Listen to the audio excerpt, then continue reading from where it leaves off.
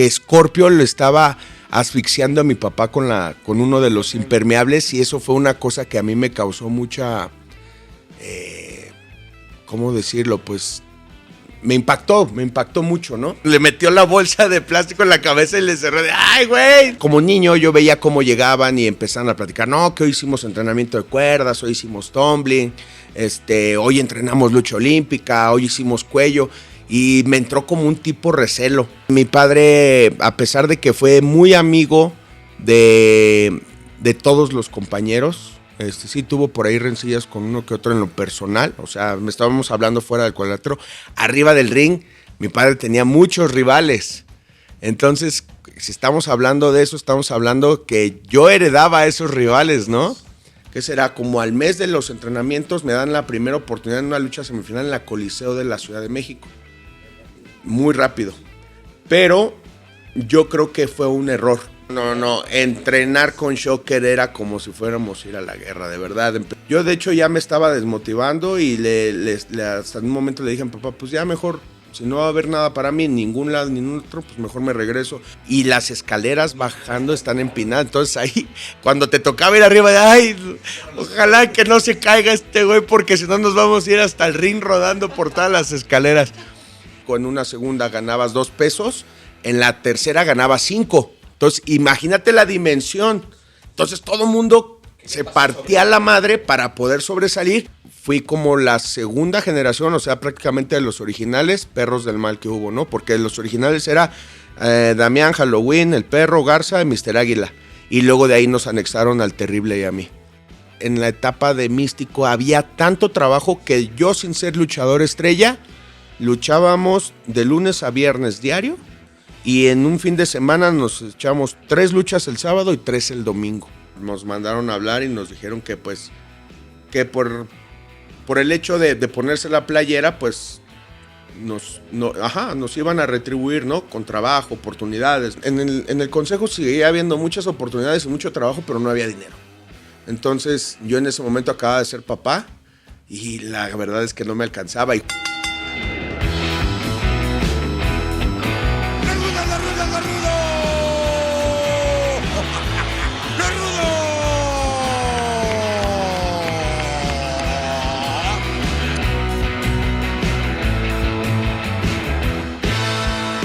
¿Qué tal, amigos? Bienvenidos a un nuevo capítulo de L de Lucha. Yo soy Juan Altamirano, les doy la bienvenida y pues ojalá que estén pasando un buen día para este ejercicio, esta plática que pues contamos y revelamos todas las anécdotas interesantes del mundo de la lucha, de todos los fanáticos y principalmente de la materia prima de esta industria como son los luchadores. Antes les recuerdo que se suscriban, compartan y estén al pendientes de esta comunidad de diálogo que estamos aquí todos. Y le doy la bienvenida que me va a estar acompañando y ayudando el día de hoy, Jesús Vázquez. ¿Cómo estás, amigo? Así es, Juan Luis, edición número 40 de L de Lucha Podcast, ya vamos por el año aproximadamente, y hoy tenemos de invitado a un luchador que nos tardamos un poquito porque sabemos que está muy ocupado, la verdad lo decíamos fuera de cámaras, una verdadera estrella de la lucha libre, lo hemos dicho y también tanto frente a cámara como con otros compañeros, de los pesos completos que tiene actualmente la lucha libre y que ya es un joven experimentado, vamos a decirlo así, quien se le conociera inclusive como un eterno megacampeón. Y pues tenemos ni más ni menos que al Tex-Mex de la lucha libre, el buen Tejano Junior. Mi estimado Tejano, muchas gracias por estar aquí. ¿Cómo te encuentras? Al contrario, muchas gracias por la invitación a L de Lucha. La verdad es que, como lo comentaste, me tardé un poquito en venir, pero ya estamos aquí con toda la actitud para persuadir no es darles todas las respuestas de las dudas que tengan. Creo que sí, tardado, pero se hizo, ¿no? Exactamente. Que es lo importante. Exactamente. Y ya para entrar en materia, bueno, sabiendo de tu legado, de tu linaje, ¿cómo llega a ti la lucha? Mira, yo soy luchador de tercera generación, no tanto porque sea mi abuelo haya sido luchador, sino era mi tío, el hermano mayor de mi papá, que fue como su papá, quien enseñó también a mi señor padre la lucha libre. Enseñó a mi hermano Nova. Nosotros venimos de familia luchística, tenemos primas que se dedicaron a la lucha libre, y pues como tal nosotros fuimos la tercera generación que pues mi tío nos inculcó la lucha libre, ¿no? Venimos de toda una generación de luchadores, de todo un legado de lucha libre y Pues creo que esto ya lo he dicho muchas veces antes, nosotros vivimos de la lucha libre desde el día 1 de nuestra vida. Y para ti, a lo mejor, ¿cuál fue el primer momento, ya sea por televisión, por revistas, que a lo mejor empiezas a ver o a familiarizarte un poco más con lo que se ve dentro de la lucha? Es que mira, desde que tengo uso de razón, siempre me acuerdo que desde chicos fuimos a las arenas, siempre veía la maleta de mi papá con sus cosas de lucha, siempre vimos a los compañeros de mi papá, entonces para nosotros, y hablo nosotros hablando de mi hermano y mío, Supernova, fue algo como muy común desde chicos, estar muy relacionados en cuestión de lucha libre, ¿no?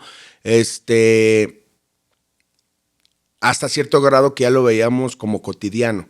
Entonces, yo creo que por eso, pues al final de cuentas, de familia luchística lo traíamos en la sangre y yo creo que por eso es que se nos dieron las cosas tan fáciles en cuestión de aprendizaje. Eso porque desde muy chiquitos nos llevaban a ver lucha libre, al Toreo de Cuatro Caminos, a la Pista Revolución, a la Arena Nesa, a la Arena Coliseo, o sea, grandes recintos de grandes luchadores, grandes batallas. Entonces, la verdad es que son nuestros recuerdos, nuestros primeros recuerdos de lucha libre. Pero entonces no se les ocultaba la... No era por como lo que decimos, prohibido. como a muchos como que les prohíben, ¿no?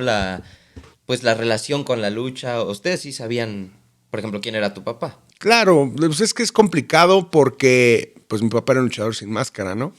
Entonces, eso creo que yo ya he escuchado y he visto en algunos programas, creo que algunos hijos de leyendas sí se enteraron que sus papás eran luchadores hasta muy grandes, ¿no?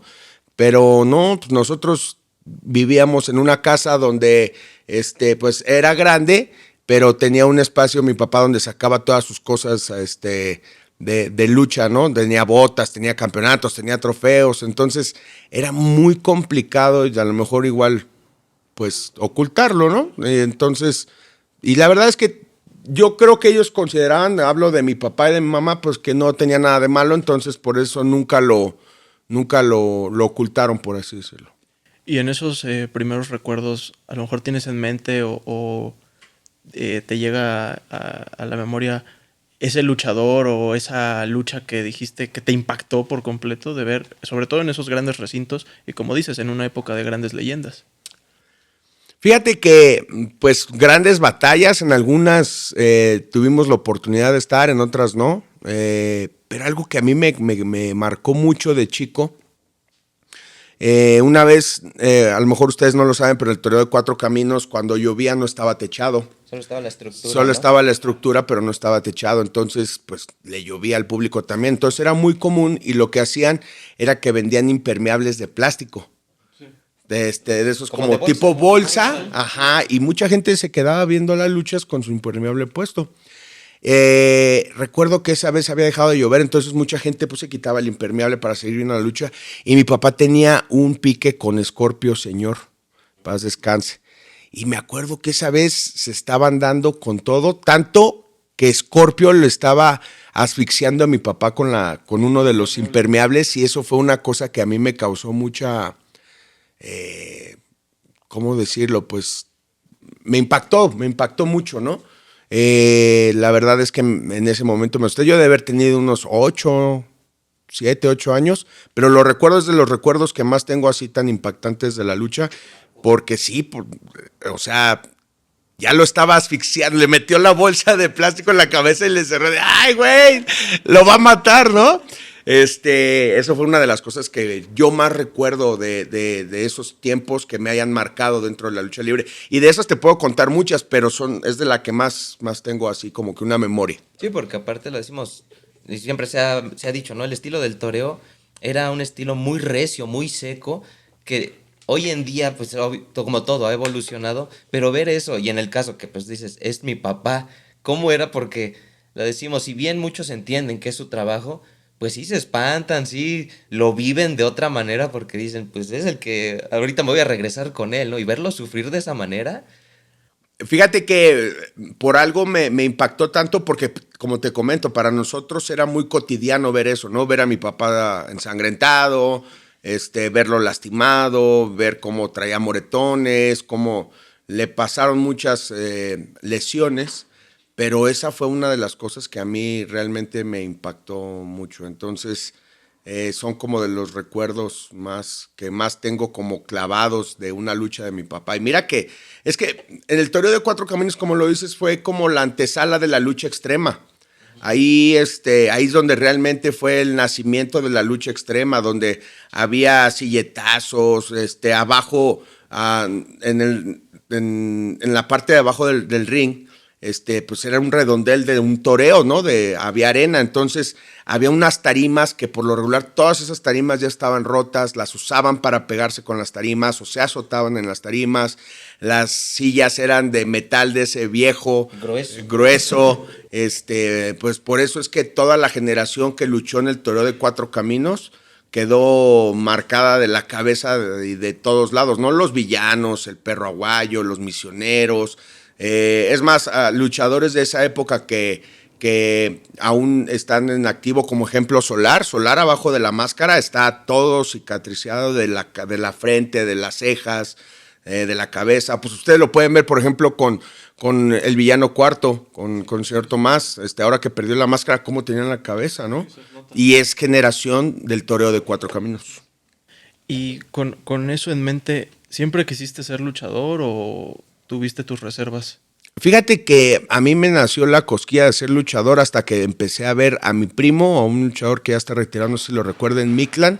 Que perdió con el Dragón que Rojo. perdió con el Dragón Rojo la máscara en la Arena México.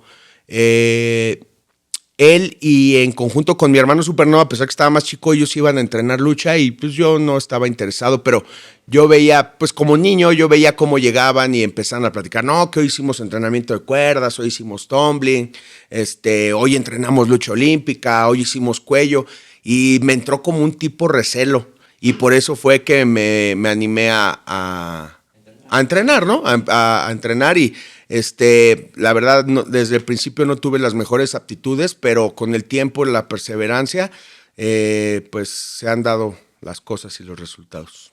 ¿Y quién fue tu primer maestro, tu primer profesor? El vaquero, que en México aquí lo conocieron en las décadas de los 70s como el practicante. Papá de Mictlan y hermano de mi papá, pero que fue como su papá, por así decirlo. Por eso siempre digo que soy tercera generación de lucha libre, porque él fue el primero que se inició y luego fue que metió a mi padre y ya a su vez él nos metió también a entrenar a mi hermano, a primos míos, a unas primas que también por ahí tuvieron, ahorita creo ya están retiradas, pero tuvieron también su paso dentro de la lucha libre, y pues obviamente Supernova y el Tejano, que somos como que de las cosas de las últimas generaciones que más le dieron frutos a mi tío, pero cabe mencionar que gente como Atlantis, como el Dandy, toda esa generación de Guadalajara recibió instrucción también de mi tío, ¿no? Que era escuela del Diablo Velasco, un profesor muy famoso de Guadalajara que hizo grandes luchadores. Es la referencia de Occidente. Exactamente, de La Bestia Salvaje, de toda esa gente que fueron íconos de la lucha libre en la década de los... Sí, de la década de los 80s, 90s, que venían de Guadalajara cuando la cuna de la lucha libre, o más bien la escuela de la lucha libre era jalisciense. Por eso es que tantas estrellas de allá, ¿no? Porque el Diablo Velasco era muy buen profesor. ¿Y cómo era eso de la cuestión de la preparación? Porque lo decimos, aunque ustedes sean luchadores, aunque sean de familia de luchadores, y ahora con el caso de que tu tío era, muchos creen que es hasta inclusive más fácil, pero lo más seguro es que era más complicado, era más estricto, era más pesado el entrenamiento. De por sí el entrenamiento es difícil, es pesado. A veces cuando es de alguien que ya está de cierto modo involucrado en la lucha, es el doble, estoy seguro. Fíjate que como lo comentabas hace rato, tanto la lucha como los entrenamientos de lucha han evolucionado mucho. Ahora, desafortunadamente, se ha pues desviado un poco, por así decirlo, el rumbo de la lucha y sus entrenamientos. Antes te enseñaban desde la A a la Z, desde la lucha olímpica, lucha grecorromana, lucha a ras de lona, y luego ya te daban oportunidad de entrenar cuerdas, te daban oportunidad de entrenar lucha libre, pero era cuando ya habías pasado todas esas facetas pues del De entrenamiento preparación. de lucha, de preparación.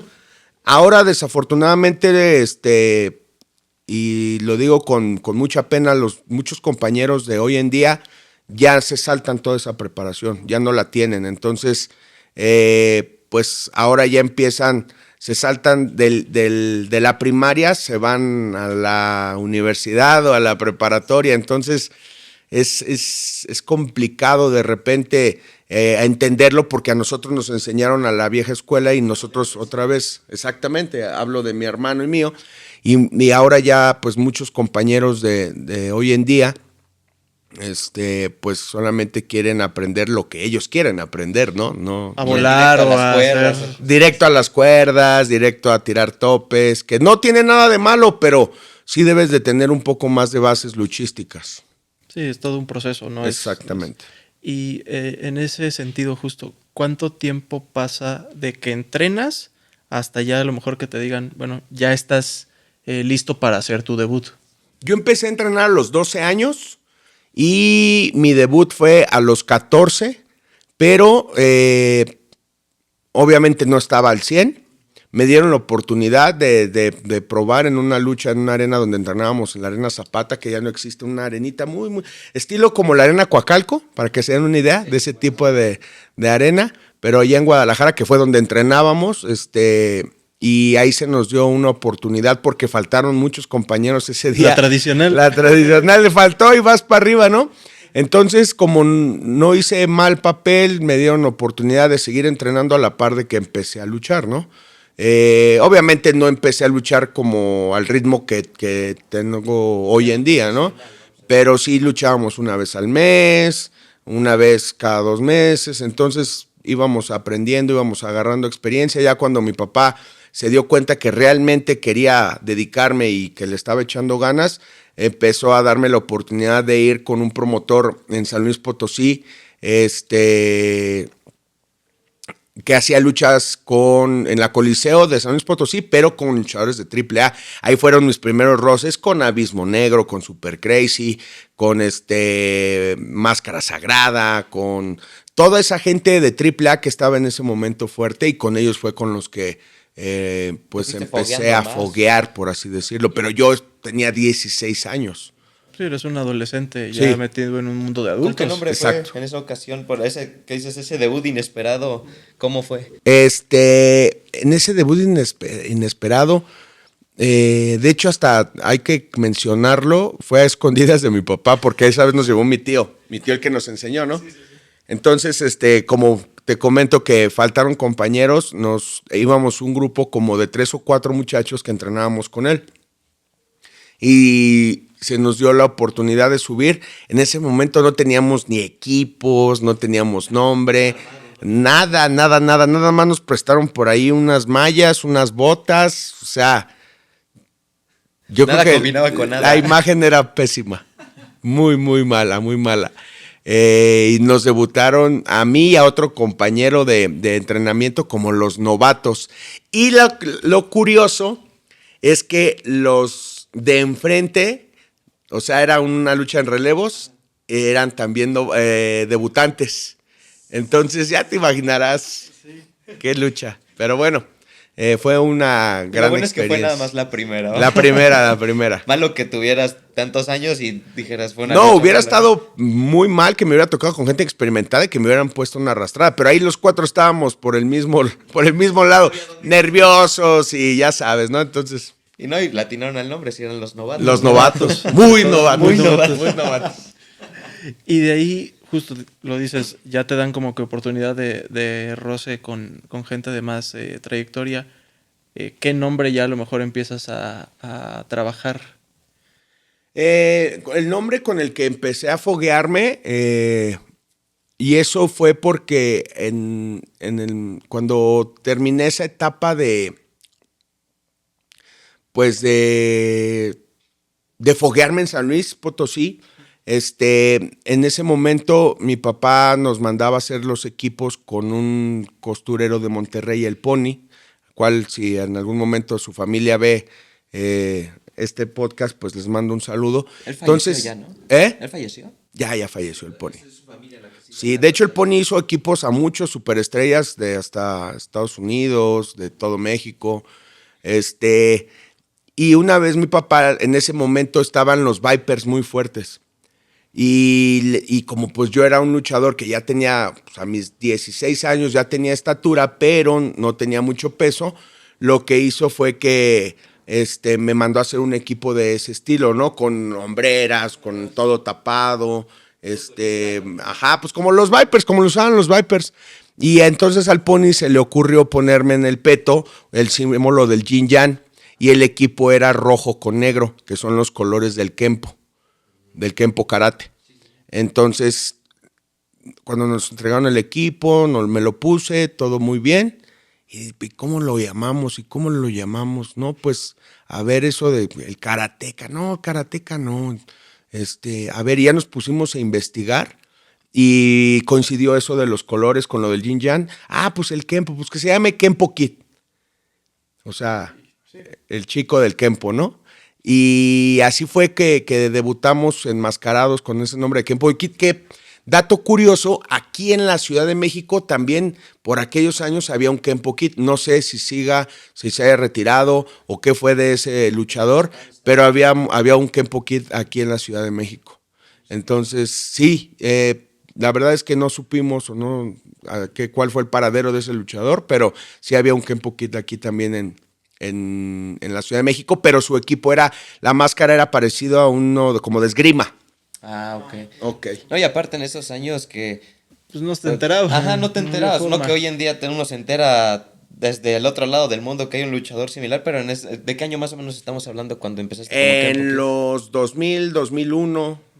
Solo era tele y... No, pues eran las revistas. En ese tiempo todavía se usaban las revistas, todavía estaba Box y Lucha, La Magia del Ring, Super Luchas, y sí, cada Luchas 2000, esas revistas, cada quien manejaba de una de las dos empresas, ¿no?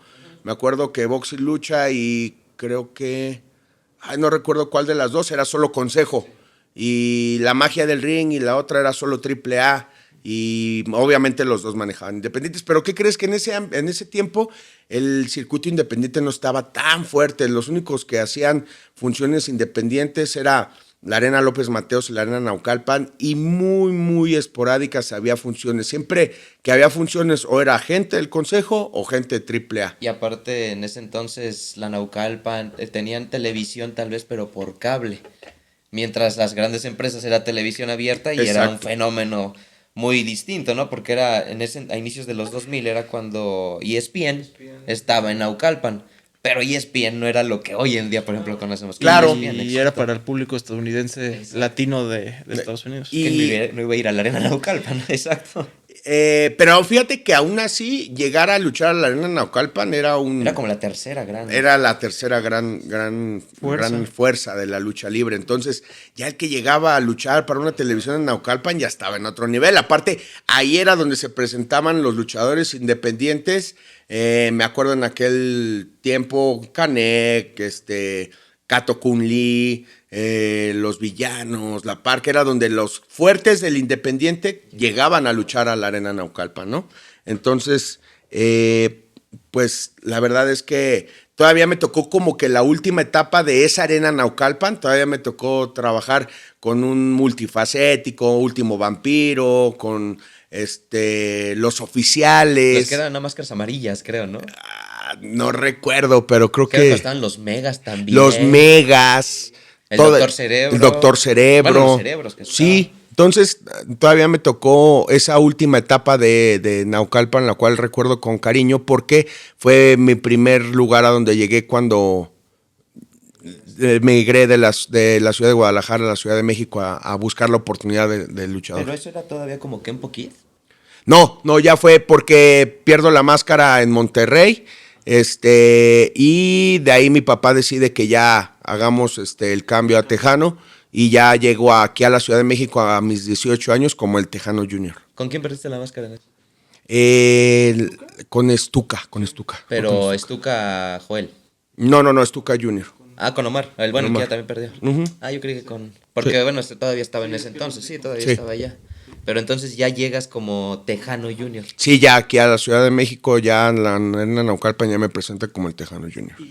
¿Cómo es eso? Porque también en este negocio es algo muy importante. Si bien el nombre te puede abrir muchas puertas, también si es una responsabilidad grande, por ejemplo, decir, bueno, voy a adoptar esta personalidad, este nombre, pero también es traer un peso fuerte en la espalda. ¿Cómo es a lo mejor decir, siendo muy joven también de, bueno, me toca pues darle o seguirle dando ese brillo y esa calidad? Fíjate que en mi caso fue como una navaja de dos filos. Primero, por lo que dices, la responsabilidad de hacer crecer el nombre, porque pues mi padre lo tenía, todavía en esos tiempos estaba activo, ¿no? Entonces, estaba muy fuerte. Entonces, tener esa responsabilidad era una piedra muy fuerte, muy grande sobre la espalda. Y otra, que mi padre, a pesar de que fue muy amigo de todos los compañeros, sí tuvo por ahí rencillas con uno que otro en lo personal, o sea, me estábamos hablando fuera del cuadrilátero. Arriba del ring, mi padre tenía muchos rivales. Entonces, si estamos hablando de eso, estamos hablando que yo heredaba a esos rivales, ¿no? De hecho, por un decir, hablando de la Arena Naucalpan y de leyendas, una vez me toca luchar con Canek en la Arena Naucalpan, en la lucha estrella. Y yo recuerdo que mi papá me decía, ¿no? Que pues que tuviera cuidado, que porque pues él tuvo mucho pique, mucho tiempo con Canek, y que pues que me cuidara, ¿no? Porque la verdad es que pues no sabía él ¿En qué plan iba Canek, ¿no? Afortunadamente, lo más profesional, obviamente no me iban a afiar mis golpes, pero muy profesional Canek, o sea, no rebasó el límite no mezcló lo personal con lo profesional, ¿no? Entonces, pues, es algo que también recuerdo mucho en respecto a lo que me preguntabas de cómo era portar el nombre del Tejano, ¿no? Y en lo que a mí me benefició de tenerlo fue esas oportunidades que se me dieron. Es un salto también en sí, carteleras, claro, porque ¿no? ya no es lo mismo que programes a Kenpo Kid a que programes al Tejano Junior. Entonces, obviamente había un beneficios. Aparte que yo cuando ya hice la transición de nombre, pues ya traía un poco más de lona recorrida, ya había trabajado con mucha gente de AAA, ya estaba entrenando en el Consejo Mundial de Lucha Libre, ya no era tan novato, por así decirlo. Entonces, algo vio mi papá que le llamó la atención y dijo, ya es momento de que puedas adoptar el nombre, ¿no? ¿Y a ti sí te llamaba convertirte en Tejano? Claro. O sea, sí era tu meta decir, yo quiero ser el continuador de este nombre. Por supuesto, desde el día uno, porque esa fue una real herencia que me dejó mi papá, ¿no?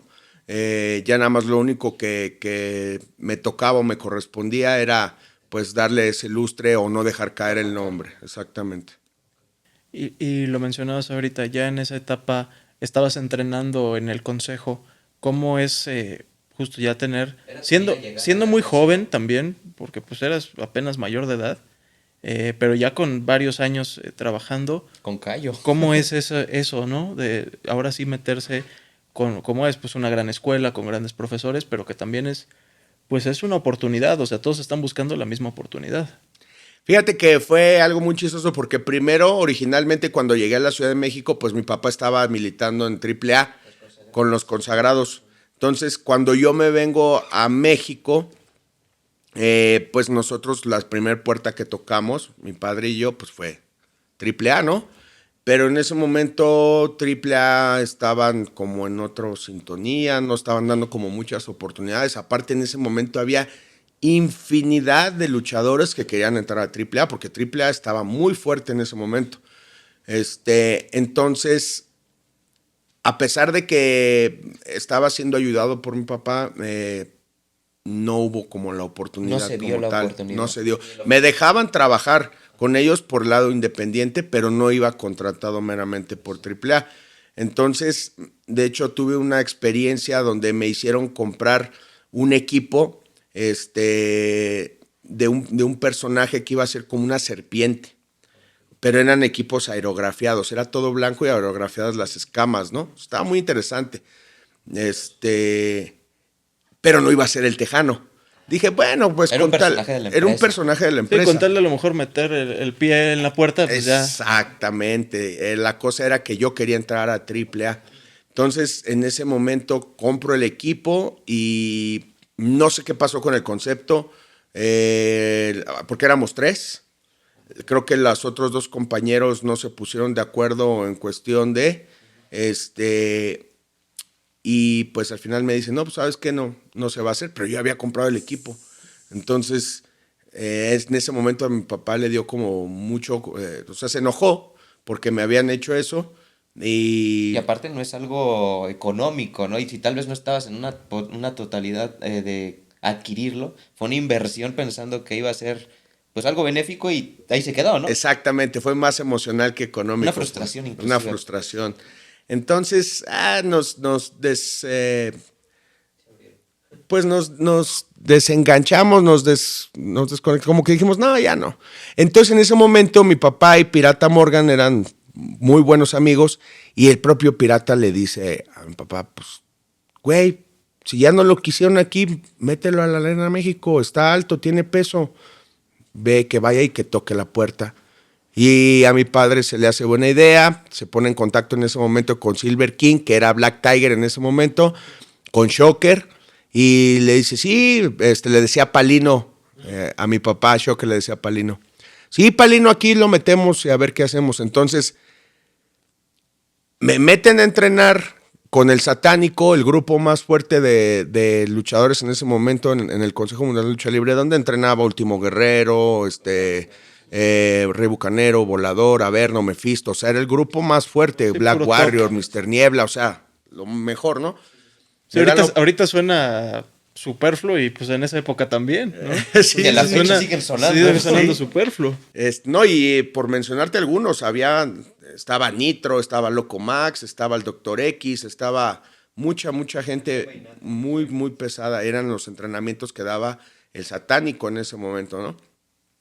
Entonces me dan la oportunidad, me aceptan en el grupo, me quedo entrenando y ¿qué será? Como al mes de los entrenamientos me dan la primera oportunidad en una lucha semifinal en la Coliseo de la Ciudad de México. Muy rápido, ¿no? Muy rápido. Pero yo creo que fue un error porque me pusieron en una lucha semifinal. Yo estaba muy joven todavía y pues el consejo era completamente diferente a lo que se trabajaba en AAA en cuestión de estilos. Entonces yo todavía no estaba muy adaptado al estilo del Consejo Mundial de Lucha Libre. Me dan una lucha semifinal, me dan otra lucha semifinal y de ahí me bajan a una lucha segunda. O sea, se dieron cuenta que el rendimiento mío no era el óptimo todavía, ¿no? No había agarrado el estilo del consejo. Entonces, después de esa lucha en la Arena Coliseo en la segunda, yo me desmotivé un poco y aparte me dejaron de dar trabajo durante mucho tiempo. Entonces, Congelado meramente. sí, o sea, más bien dijeron, ¿sabes que este muchacho todavía está verde o no ha agarrado el ritmo del consejo? Mándalo a entrenar, ¿no? Y estuvimos entrenando casi, pues sí, fácil yo creo como, pues arriba de los 6 meses, pero que no me daban ni una lucha, ¿eh? Yo de hecho ya me estaba desmotivando y hasta en un momento le dije a mi papá, pues ya mejor, si no va a haber nada para mí en ningún lado, ni en otro, pues mejor me regreso, porque aquí vivía en la casa de mi abuela. Entonces, eso fue lo que me ayudó, que yo no pagaba renta, yo no, o sea, nada Sí, más era una eran carga menos. mis gastos de comida y eso, ¿no? Que Y también aparte, son considerados. sí, pero aparte mi abuela pues me consideraba también mucho y me ayudaba mucho. Entonces le dije, no, ¿sabes qué? Si no va a haber nada para mí, pues ya mejor me regreso a mi casa. Nosotros vivíamos en Guadalajara. Y en ese momento se abren las convocatorias para la segunda generación de Los Guapos con Shocker. Y Shocker me convoca para esa generación. Entonces, ahí se me da la oportunidad de entrenar con Shocker, ya más adaptado al estilo del Consejo Mundial de Lucha Libre. Empiezan a darnos oportunidad de entrenar y de trabajar y de empezar a salir en televisión. No sé si recuerdan Las cápsulas. aquellas cápsulas de la Universidad de los Guapos.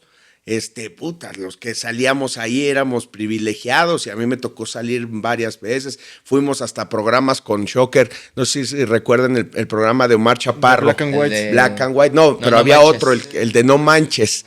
Fuimos una vez a No Manches, o sea... Era mucha exposición, o sea, es que era una exposición, pero también en el ámbito de la preparación era algo, estoy seguro, exagerado para los Entrenar luchadores. con Shocker era como si fuéramos a ir a la guerra, de verdad. Empezamos... Porque para la gente que no sepa, porque estoy seguro que en ese entonces la cuestión, hoy en día la escuela del consejo ya está muy cambiada, ¿no? Porque de hecho el ring antes estaba, o en el que entrenaban, mejor dicho, era en el estacionamiento, ¿no? En el Salón de los Elefantes. Exactamente. Ahora, donde ustedes ven que hacen las conferencias de prensa y las presentaciones de los luchadores, ahí era un salón muy grande que se llamaban Los Elefantes. ¿Por qué Los Elefantes? Porque cuando el circo venía a la Ciudad de México y se instalaban en la Arena México, ahí guardaban a los elefantes, ¿no? Era un cuarto muy grande, con láminas de asbesto. Caliente. Entonces, ahí cuando ya cuando no estaba el circo, pues ahí montaban un ring para entrenar. Ahí entrenaban varios. Entonces, el Shocker nos citaba a entrenar desde las 11 de la mañana y salíamos a las 3 de la tarde. Entonces, imagínate. Y entrenábamos, nada más para que se den una idea, nada más el puro calentamiento era 10 vueltas a la Arena México hasta arriba en las gradas, 10 vueltas trotando. Que yo creo que haciendo cuentas, pues, yo creo que sí es como casi, que será como 1 kilómetro de vuelta. O sea, eran 10 kilómetros nada más de puro trotar. Y luego subiendo y bajando todas las gradas de la última grada de la Arena México, y la última vuelta tenías que subirte a uno. Ahí era lo más peligroso porque ya estabas cansado y las escaleras bajando están empinadas. Entonces ahí, cuando te tocaba ir arriba, ay, ojalá que no se caiga este güey porque si no nos vamos a ir hasta el ring rodando por todas las escaleras. Y luego de ahí nos bajamos al patio, que es el estacionamiento de los luchadores, bajo los rayos del sol, sin playera, a hacer estiramientos, calistecnia, etcétera. Y luego ya nos metíamos a Los Elefantes, que para que se den una idea, ese cuarto, para las 12:01 que bajábamos ya, era un sauna. Entonces, haz de cuenta que entrenábamos en un sauna. No, pues agarramos una condición. La verdad es que ahí sí vi bajar de peso a todos los compañeros de aquella época, a Psycho Clown, a Máximo, a Misterioso, en paz descanse Fabián el Gitano. Todos llegamos entre gorditos y fuertes y eso, y todos terminamos flacos, porque entrenábamos muy intenso en ese cuarto, ¿no? O sea... Y aparte tantas horas, porque era, aunque lo decimos, son prácticamente 4 horas, ¿no? Lo que dices. 4. No era, estoy seguro que no había momentos de descansen en una media hora. Eran las nada. 4 horas. Ponle tú, mira, empezábamos, la cita era a las 11, empezamos a trotar 11:30 y el entrenamiento acababa como 2:30 para meternos a bañar y bajar a comer. Pero de todos modos, a esa intensidad, entrenamiento de 3 horas es demasiado. Como anécdota para esto que estamos platicando, los primeros que llegamos a la final de esa generación era La Máscara, que luchaba todavía como el Brazo de Oro, Misterioso y yo.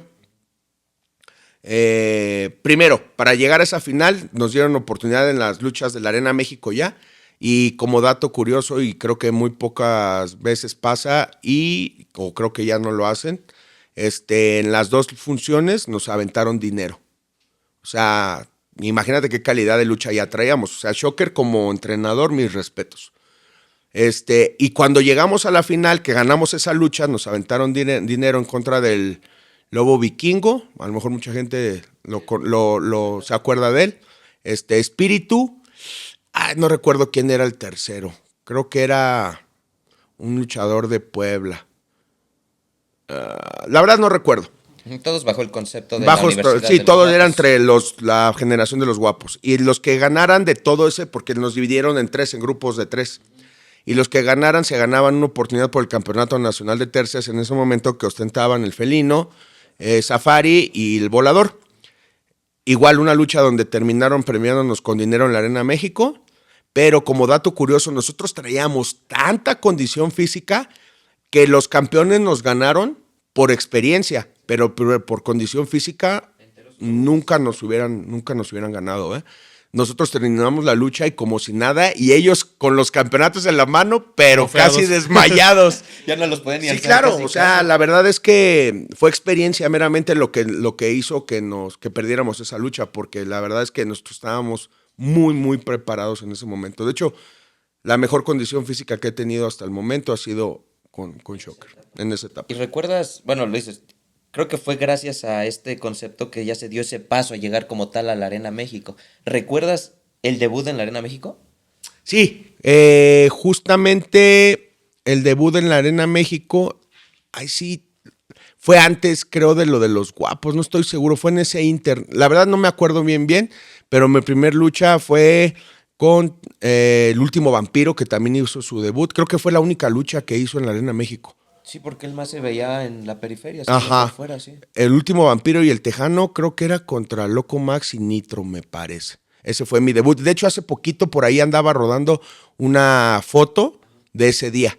Yo debuté con unas mallas negras, un sombrero, lente oscuro. Por ahí la debo de tener. Si la tengo, te la paso al rato para que la publiquen. Ese fue mi debut en la Arena México, en una segunda lucha. ¿Y los nervios qué tal?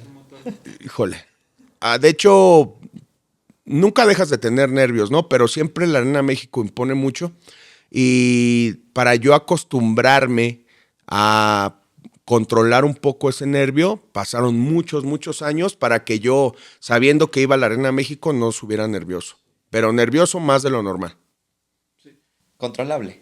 Sí, de alguna forma ya de experiencia. La ¿no? Que se experiencia, quita. más bien. Es que a Con lo eso que se va decimos, quitando. a veces la gente no dimensionan lo que dicen de la Arena México, que pues no por algo se le dice que es la catedral, ¿no? Inclusive un local, lo hemos dicho, vacío, impone, no sé, de una manera, pero ahora lleno, y que en esos años, estamos hablando inicios de los 2000, que era a un público muy distinto, que casi siempre estaba llena la arena y que no se puede ver, no ves dónde...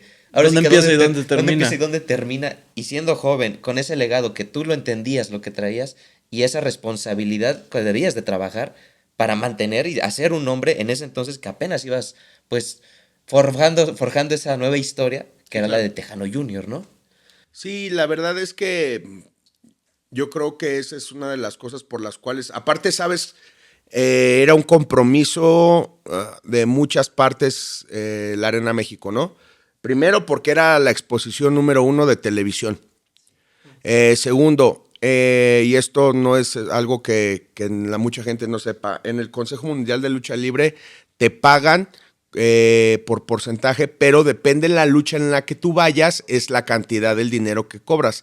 Entonces, ahí había una rebatinga de oportunidades y de querer sobresalir, porque la diferencia a veces entre luchar en una segunda y una tercera lucha en la Arena México, en aquellos años, te estoy diciendo aquellos años inicios de los 2000, eran hasta 2,000 o 3,000 pesos. O sea, diferencia de luchar entre una lucha, no sé, sin decir meramente cantidades exactas, pero por ejemplo, si en la Arena México en una segunda ganabas 2 pesos, en la tercera ganabas 5. Entonces, imagínate la dimensión. Entonces, todo el mundo se partía la madre para poder sobresalir y llegar no a la tercera, sino a la semifinal y estrella, que era donde realmente ganabas el dinero. Entonces, en ese momento también el consejo estaba muy fuerte y pues la verdad es que había talento de sobra y gente tocando la puerta y gente entrenando y gente preparando. De hecho, en esa época fue cuando sacaron a Místico. Y la verdad es que todos andábamos tras la chuleta. Tras la chuleta. Y aparte, obviamente, primera y segunda lucha no salían en televisión, pero si hacías las cosas bien, salías en unas cápsulas que se llamaban momentos estelares. El rudo, la llave, el Es valioso correcto. que era, exacto. Y obviamente el que tenía exposición en esos momentos estelares se ganaba un lugar y aparte tenía más trabajo con los promotores de afuera, ¿no? Porque te voy a decir, por ejemplo, yo recuerdo mucho en ese momento Sangre Azteca. Sangre Azteca casi cada domingo salía en los momentos estelares y tú lo veías en los eventos por fuera, programado en todos lados, porque los promotores decían, a ver, ya sé que en la estrella son los Dinamitas, son Atlantis, no sé, Wagner, Fuerza Guerrera, pero abajo, quiero que me traigas A a Rammstein, a Sangre Azteca, a Al Fugaz, a, no sé, gente que salía, Ricky Marvin, gente que salía en los momentos estelares. Que tenían tal vez en la México un poco más abajo, pero los buscaban para lugares arriba por fuera. Exactamente. Entonces, pues todo el mundo andaba pues como navajita, ¿no? Para... Sí, porque sabes que si te despistas o si te descuidas, hay 20 atrás que te van a rebasar. Es como un pelotón. Justamente. Entonces era algo muy interesante porque todo el tiempo te mantenían con hambre. Con hambre de querer ganar más dinero, de querer salir en la tele. Entonces te comentaba también, primera y segunda lucha no salían en la televisión. Tercera lucha ya salían en televisión. Entonces esa era otra cosa también. Aparte de la paga, el que ya luchaba en la tercera lucha ya salía en tele. Entonces imagínate, era una pelea bien entendida. Constante, competitiva, pero exacto. Competitiva.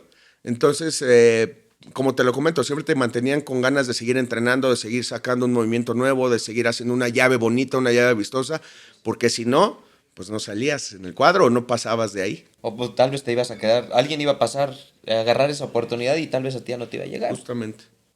Y estás en el consejo, pero también es una etapa donde pues rápidamente te empieza a llegar el oro, ¿no? Los campeonatos. Pareciera, pero no. En el consejo estuve mucho tiempo picando piedra. De hecho, solamente una vez pisé primera lucha en la Arena México, modestia aparte, pero fue en un evento grande. De hecho, todavía me tocó luchar con Místico como Astro Boy en esa lucha. No me acuerdo qué evento era, por ahí debo de tener el cartel, pero me recuerdo que era una jaula, creo un infierno en el ring, algo así. Y yo luché en esa, fue la única vez que luché en la primera lucha en la Arena México. Pero era como dices, un evento magno. Ya un evento magno. Sí, ya un evento magno. Es más peleado también. Sí, también. Y de ahí me mantuve en las segundas durante, pues, como 1 año y medio, 2 años. Hasta que se empiezan a dar las cosas para bien. Y creo que el primer campeonato que gané en el Consejo Mundial de Lucha Libre fue al lado de Máximo y del Sagrado, del Nacional de Tercias. El Nacional de Tercias. Sí, porque me acuerdo mucho de esa foto que el Sagrado traía un equipo negro. Sí. Con dorado, que él siempre era blanco. Por eso me acuerdo mucho, es que salen los 3, aparte 3 jóvenes. Uh-huh. Y ya lo decías, ya habías tenido la oportunidad en la etapa de los guapos, pero ahora ya te lograbas coronar campeón, ¿no? Sí, claro, pero ya estaba en otra etapa, ¿no? Ya empezamos a pisar luchas terceras en la Arena México y todo eso. Y como dato curioso, el día que perdimos esos campeonatos fue cuando hago mi cambio a Rudo y me adoptan en los Perros del Mal, que mucha gente a lo mejor no lo sabe, pero fui como la segunda generación, o sea, prácticamente de los originales Perros del Mal que hubo, ¿no? Porque los originales era Damián, Halloween, El Perro, Garza y Mr. Águila. Y luego de ahí nos anexaron al Terrible y a mí. Porque en ese tantito antes fue cuando empezaste a ir a Japón. De hecho, fue cuando gané la oportunidad del G1 Climax del peso junior. Sí, fui con Lismark. Él ganó los pesos pesados y yo gané el peso junior, pero todavía fue un poco antes. De hecho, fui como campeón nacional a Japón. Sí, digamos tu última etapa de técnico. Ajá. Fue cuando después de eso cambié mi... Pero sí era una experiencia, a fin de cuentas, todavía lo decimos, seguía siendo muy joven y era, pues, comparado con lo que hoy en día se vive, que son contingentes muy amplios los que van, tú te fuiste pues nada más con Lismark y empezaste a enfrentar a luchadores de renombre allá. Mucho. Fíjate que a diferencia de ahora, no demerito el trabajo de los compañeros y de ninguno, pero en ese momento ir a Japón era ganarse la oportunidad. Era complicado. Era complicado. Entonces, en ese momento gané, creo, un torneo de juniors y por eso fue que me gané la oportunidad de ir a Japón a disputar el G1 Climax en peso junior allá en Japón. Ir a la New Japan era algo... Un sueño. Pues un sueño. Y aparte, en mi primera vez que fui a Japón, me toca enfrentarme a muchos luchadores que yo conocía de mi infancia por revistas que mi papá traía de Japón, ¿no? Estoy hablando de un Tenzan, de un Masahiro Chono, de un Black Strong Machine, de un Black Tiger, de un Liger.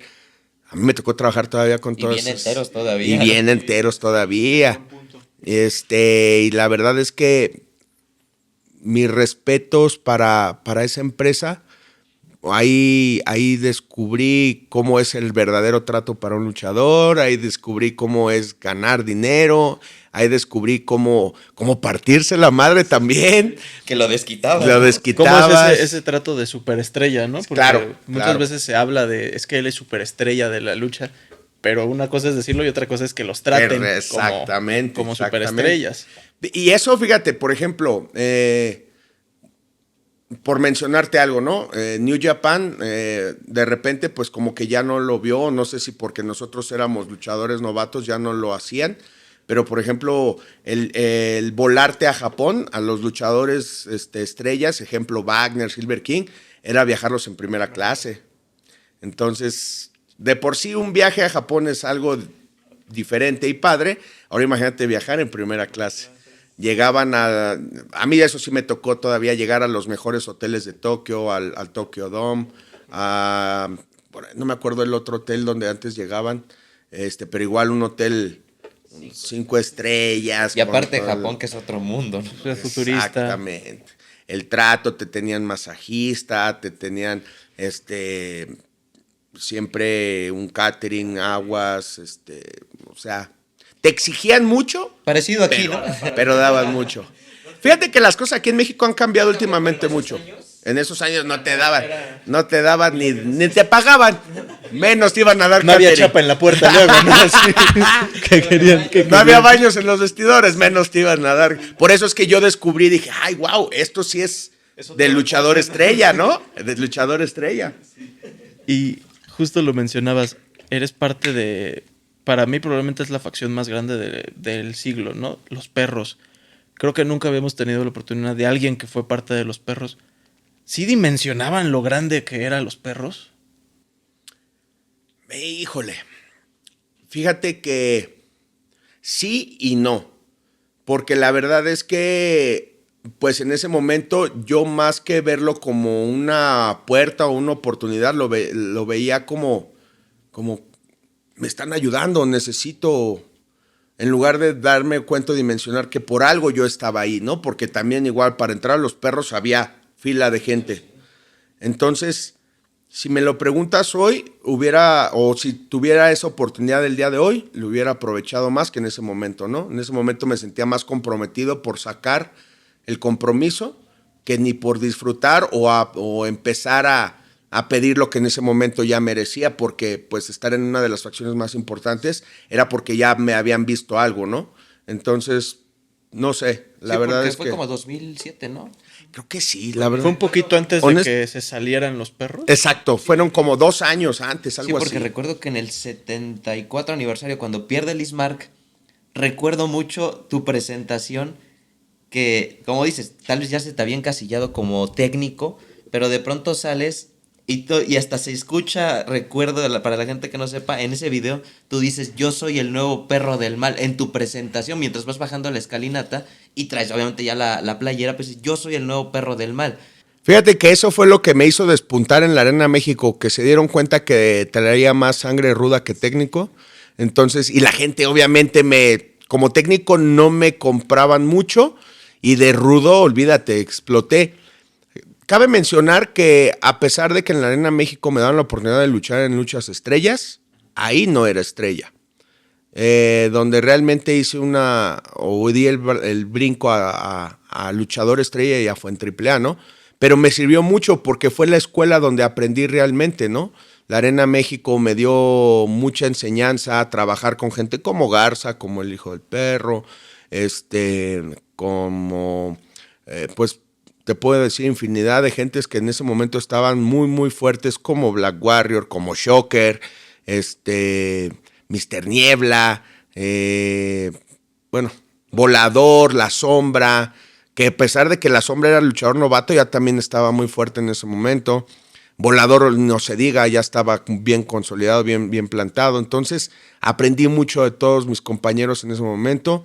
Místico, fuimos Porque mucho. como que te tocó ver esos varios niveles que había, ¿no? Claro. Compartir y pues de todos aprendías a fin de cuentas. No, y aparte fue una transición, cuando el boom de Místico fue una transición en la Arena México, en todos lados, como algo, como un dato particular, en la etapa de Místico había tanto trabajo que yo, sin ser luchador estrella, luchábamos de lunes a viernes diario, y en un fin de semana nos echamos 3 luchas el sábado y 3 el domingo. Imagínate. Entonces, independientemente de lo extenuante que era, había demasiado trabajo, demasiada exposición, todas las arenas estaban a reventar con Místico. Entonces, eso fue también una muy, muy buena etapa. En ese momento estaba yendo yo a Japón muy seguido. O sea, afortunadamente fue muy poquito, pero me fue de maravilla en todas las cuestiones, en lo laboral, en lo económico, en cuestión de experiencia. Pero llegó la desafortunada influenza y nos tumbó a todos.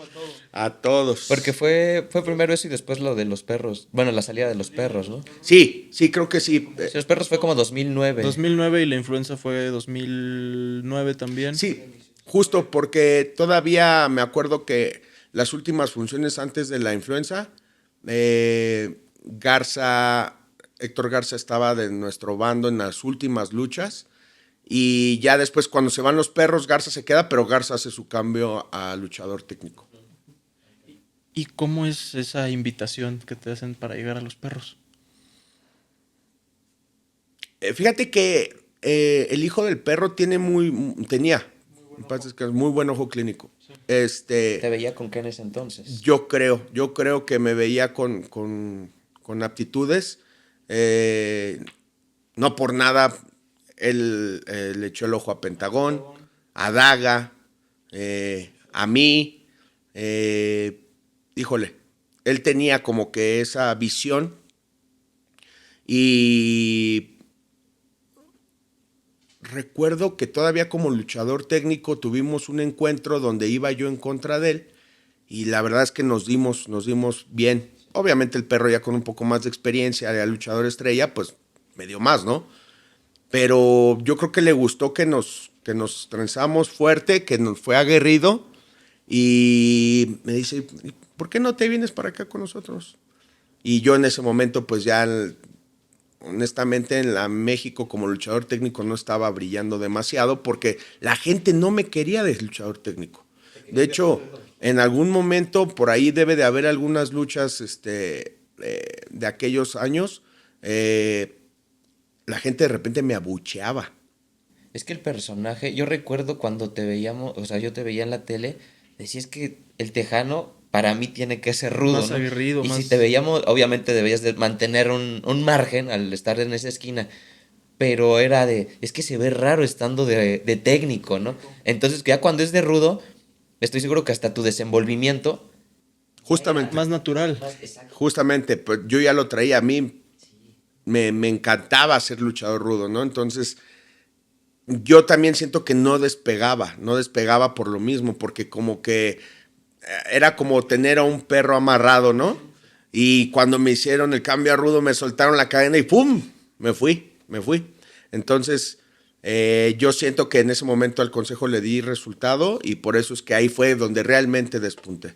Y lo decimos, ya estaba empezando ese camino, pero se da la salida, que igual fue en ese entonces, me acuerdo, la facción principal del consejo se va. ¿Tú pensaste también en salir en ese entonces o decir, me quedo aquí, le soy fiel a la empresa? ¿Cómo fue ese momento de que estabas viendo una oportunidad con ellos, pero ellos deciden salir de la empresa? Fíjate que como tal nunca hubo como una invitación, y yo creo que fue inteligente por parte del hijo del perro, porque nosotros estábamos muy comprometidos con el consejo en ese momento, y yo creo que él se ahorró el no, tanto del terrible como el mío, ¿no? Aparte de que en cuanto el hijo del perro sale del consejo, a los que nos quedamos, que fue Garza, el terrible, y en particular conmigo, nos mandaron a hablar y nos dijeron que pues que por el hecho de ponerse la playera, pues nos iban a retribuir, ¿no? Con trabajo, oportunidades, ve tú a saber. Y de hecho ahí fue donde se crean los hijos del Averno. Porque ya para ese entonces, ya también tanto Averno como Mefisto formaban parte de los perros del mal. Entonces, al ellos salir del consejo, nos quedamos terrible. Se quedó, Averno, digamos, una Mefisto, cantidad para una agrupación. y metieron a Hefesto y creamos los hijos del Averno. Que era el mismo concepto, nada más que ya con otro nombre, pero no fuimos el boom. Yo creo que le funcionó al consejo, pero no pasamos de ahí, ¿no? Funcionó como tenía que funcionar, ¿no? Y A le lo funcionó mejor tal para- vez más a Averno y Mefisto por el Por tal el vez hasta nombre. por el nombre, Sí, inclusive. claro. Yo sé, porque sí, como que era Terrible y Tejano era como que sí tenía, obviamente tenían su estilo, pero hasta No el hacía- nombre a mí se me no figuraba embonaba con no el embonaba al nombre. 100%, Sí, exacto. claro. Y aparte, pues queríamos competir con una de las facciones más fuertes de la lucha libre. Estaba complicado. Lo que yo creo que nos sacó a flote fue que los luchadores que nos quedamos en ese momento a ser los hijos del Averno, pues todos teníamos un talento, modestia aparte, muy, muy fuerte. Entonces, por eso es que funcionamos, pero como tal la facción no fue tan exitosa como los perros del mal, ¿no? ¿Y en ese inter es cuando ganas la cabellera de Heavy o es antes? No, la cabellera del Heavy la gané todavía con los perros. Con los perros. De hecho, fue una cabellera Una de los jaula. perros. Digo, una jaula de Que eran los perros los y perros era- y Consejo sí, Mundial. Que era, no me acuerdo si era Corleone. Toscano creo que también andaba ahí, Toscano, ¿no? creo que Ay, Shocker. No me acuerdo, pero eran sí como eran 10, 12. Sí. Una- ¿Esa fue tu primer cabellera en la México? ¿La de Heavy? Ah, híjole, no me acuerdo, pero creo que sí. No, sí, porque yo ya le había ganado la cabellera a Máximo, pero fue en Guadalajara. Luego le gané la cabellera a Heavy Metal. Después A los No Limit. a No Limit, a No fue- Yujiro Inaid. No fue, perdón, antes la de Brazo de Plata y Máximo. No, esa fue la ¿Fue última, la porque última? poco tiempo después de que ganamos esas cabelleras, ¿qué será? Como al año, ya fue que me salí yo del Sí, consejo. porque estás hablando como en 2009, que fue cuando... Es que recuerdo mucho esa lucha Terrible y Tejano para Yujiro y Naito. Naito. México contra Japón. Recuerdo mucho de esa lucha porque, bueno, sabemos, ¿no? Lo que generan ese tipo de encuentros ahora sí que de naciones, pero que la gente, como lo decíamos, ya eran de esos rudos que ya la gente ahora sí también ya los estaba arropando. Exacto. Y que aparte a mí me gustaba mucho, la verdad, esa mancuerna que tenías con Terrible. O sea, eran pues luchadores, no sé, yo los sentía que se compaginaban, inclusive la imagen era Muy similar. muy similar, pero se diferenciaban. O sea, porque a veces es que se parecen, pero no los diferencian. Pero aquí cada quien obviamente con su estilo, rudos al 100%, pero esa lucha, si no me equivoco, fue como a finales de año. Creo que fue uno de los eventos con los que cerraban el año, en diciembre ha de haber sido. No recuerdo bien, pero recuerdo fue un homenaje a Dos Leyendas. Sí, creo que sí. Pero que se llevaron, y lo decimos Es que hoy en día. soy malísimo para las fechas y son cosas importantes. Sí. Sí, creo que ese fue un homenaje a Dos Leyendas, y la de Máximo y Brazo de Plata fue para finales de año.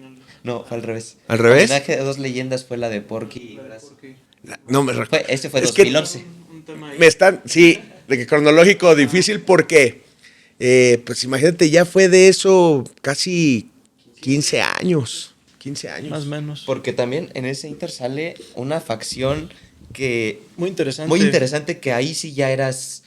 Es que lo decíamos, tal vez había facciones que eran 5 o 6 integrantes, y vamos a ser honestos, a veces solo destacan 2, destacan 3 o 1. Pero aquí llega una facción, los TRT, que era, si bien tú ya traías una historia, digamos, con Terrible, se empieza a hacer esa facción. Y recuerdo que era, a mi parecer, el consejo en esa época había bajado cierto modo de popularidad. Mucho porque fue la salida de Místico. Fue cuando también se pegaron muchos factores, ¿no? La influenza, empieza la inseguridad en el país, por decirlo. Ah, sí, también. Y llega WWE a teleabierta, que pues también son, y la verdad son no factores había externos. algo tan fuerte en la empresa, pero de pronto surge la tercia de los TRT, que era pues casi siempre una tercia técnica, tal vez puede ser inclusive más comercial, recuerdo. pero en ese entonces la tercia ruda de TRT, que era Tejano, Rey Bucanero y Terrible, pues me acuerdo que llamaba mucho la atención porque tú eras creo que el más novato, de cierto modo, Pues sí, por así decirlo. pero ya estabas en ese nivel, no era una... No era desequilibrado porque Exacto. pasa muchas veces de que a lo mejor un estelarista con 2 o 3 que están todavía en lucha especial o ahí No, ahí ya los 3 ya estábamos fuertes. en el mismo, digamos que en el mismo nivel. De hecho, justo fue cuando Bucanero regresa al bando rudo, porque si recuerdan también tuvo su época por el bando técnico fue larga, ¿no?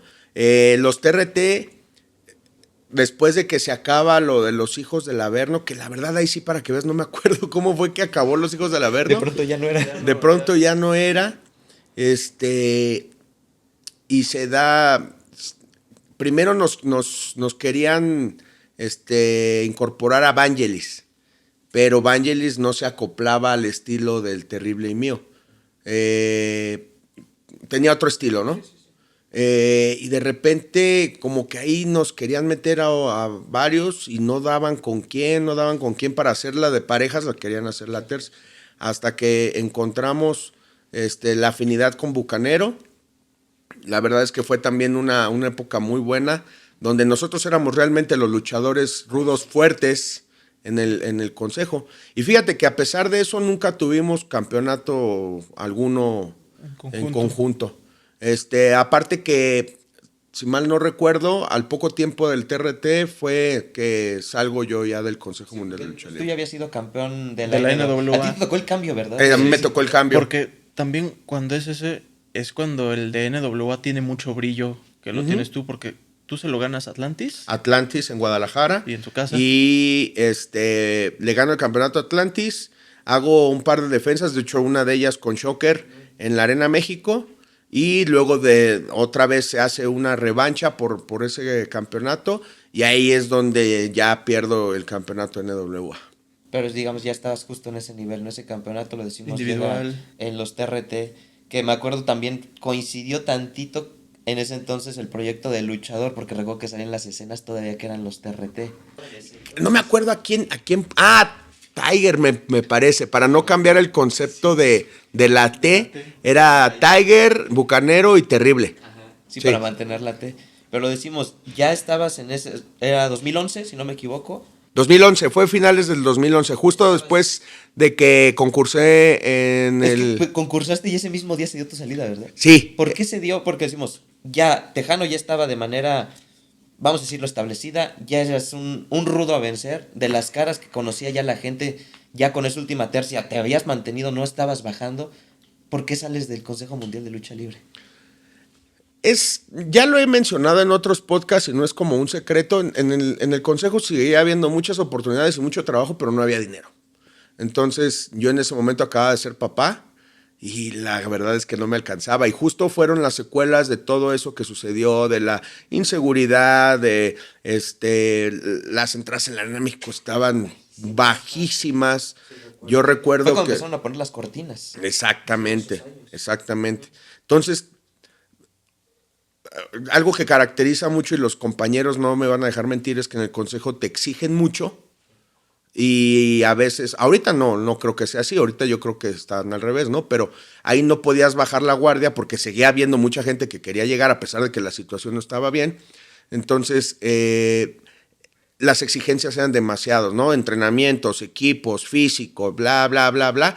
Y el dinero era muy poco. Era poco retribuido. Poco retribuido, pero no era meramente porque ellos no te quisieran pagar, sino simplemente las entradas en las arenas estaban muy mal, no había funciones foráneas, las funciones de casa, que eran Guadalajara, Arena Puebla, Arena México, martes y viernes, pues la verdad es que a Coliseo los domingos todavía, no ajustabas, y de repente decías, trabajé 5 fechas esta semana y no completas a veces lo de una. Entonces, esa era la situación. Y se me da la oportunidad llega el acercamiento a AAA, se me da la oportunidad y dije, oye, ¿En esa ¿cuándo? ocasión no fue cuando se te presentó con los perros? Estuviste un ratito también como de Sí, promociones como independiente, en pero con producciones los de perros. Porque recuerdo que te hicieron fotos, tú todavía maquillado del concurso. Sí, claro. ¿Fue ese mismo día? Sí, es que haz de cuenta que en ese momento AAA y los perros del mal estaban trabajando en conjunto. Cada quien tenía su oficina, pero mezclaban talento. Entonces, en esa ocasión recuerdo que todavía vivía el señor Paco Alonso, subí de las gracias. Nada más le pedí que me dejara concursar porque había tenido aparte, aunado a eso, había tenido una etapa de preparación de casi un año. Me dijo que sí, que no había problema, ¿no? Entonces concursé, pero no sabían, de hecho yo todavía tenía fechas en el consejo, ¿no? Saliendo del concurso me fui directo a la conferencia de prensa a las oficinas de los perros y ahí es donde hago mi aparición en los perros, pero ya ellos como empresa, no como facción. Entonces ahí fue donde me presentan a mí como los perros del mal, que era como que el escalón previo a llegar a AAA a hacer lo de la facción del consejo. De ninguno de los tres que éramos parte de la facción del consejo fue. Nosotros nos dijeron, ¿no? ¿En quién entrar a triple? No sabíamos ni siquiera a lo que íbamos, adelante.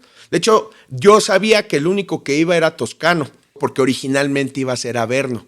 Hasta nos arrestaron una vez por llegar a alterar el orden afuera de las oficinas de triple.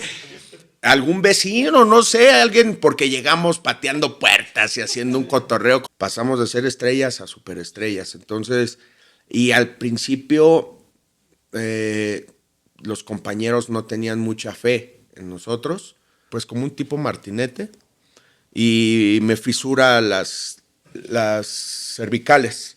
Entonces el doctor, obviamente el doctor que nos atendía, pues no dimensionaba que pues nosotros estamos acostumbrados a ciertas lesiones.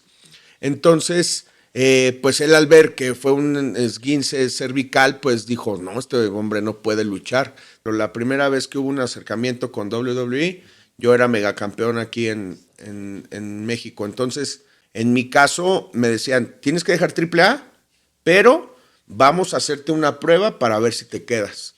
Y la verdad es que modestia aparte, creo que ahorita en la lucha independiente somos referentes de la lucha, ¿no? Yo creo que pocos pueden decirlo. Dicen, la lucha libre está muriendo lentamente. No es cierto. Díganme dónde, porque yo he ido a funciones donde está lleno. Entonces, si no, no habría ningún lleno. El evento va a estrenarse en el Juan de la Barrera el día 28 de marzo, con participación de grandes estrellas, tanto de la lucha como del MMA, estrellas de la lucha libre azteca, que es un crossover de MMA con lucha libre, el cual parece ser que es muy interesante. De hecho, va a ser mi debut en una pelea con reglas diferentes a la lucha libre, ya más tirando a una pelea de vale todo. Bueno, amigos, hasta aquí la primera parte de las dos partes que se grabaron con Tejano. Vengan también la próxima semana porque hay muchísima información, muchísima plática, muchísima cuestión, porque también hay algo muy importante, Tejano. 28 de marzo, 6 de la tarde, Gimnasio Olímpico Juan de la Barrera, el debut de Ella. Ella, estrellas de la lucha libre azteca, donde va a haber un crossover ahí entre peleadores de MMA con luchadores. Completamente diferente a lo que normalmente la gente está acostumbrado a ver, un magno evento donde va a haber una producción enorme, el lugar está para que vayan y disfruten ese tipo de eventos, y pues nada más invitarlos a que no se lo pierdan, el debut de esta nueva compañía que está dando mucho de qué hablar por esa combinación que está haciendo entre peleadores y luchadores. En punto de las 6 de la tarde, Ella, estrellas de la lucha libre, que son luchadores independientes en contra de peleadores de MMA, denominados los Bone Breakers. Es un grupo de peleadores de MMA, entonces para ver la supremacía en cuestión de ver qué disciplina es la mejor. Y para que sepan, tus redes sociales, ahí van a estar también todos los detalles de este evento. Por supuesto, en todas las redes sociales, tanto Instagram, Facebook y X, @el Tejano Junior son las que están verificadas, y en Instagram es @Tejano Junior_84, y toda la información. Y hacerles mención también que ya tenemos Instagram de La Sangre Tejana, que ahí va a haber toda la información en conjunto desde los luchadores de los Micro Tejano, Micro Nova, Supernova y un servidor. Todo lo pueden encontrar ahí también en esa página. Perfecto, pues la próxima semana vamos a tener más información también de este evento y de toda la plática que se dio, pero pues Por supuesto. ahí estaremos. Muchas gracias. Tejada. Gracias.